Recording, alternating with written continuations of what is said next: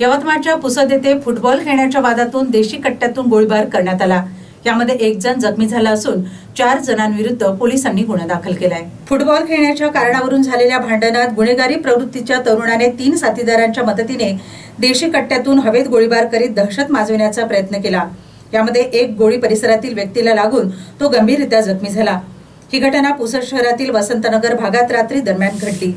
घटनेनंतर वसंतनगर पोलिसांनी एका संशयिताला ताब्यात घेतले। अजीज खान फतेह खान असे या गोळीबारात जखमी झालेल्या व्यक्तीचे नाव आहे। फिर्यादी हसन खान अजीज खान यांचा मावस भाऊ आणि आरोपी यांच्यामध्ये फुटबॉल खेळण्यावरून वाद झाला होता। या वादातूनच देशी कट्ट्यातून हवेत गोळीबार करीत दहशत माजविण्याचा प्रयत्न करण्यात आला। दरम्यान पोलिसांनी घटनेनंतर 4 जणांविरुद्ध गुन्हा दाखल केलाय।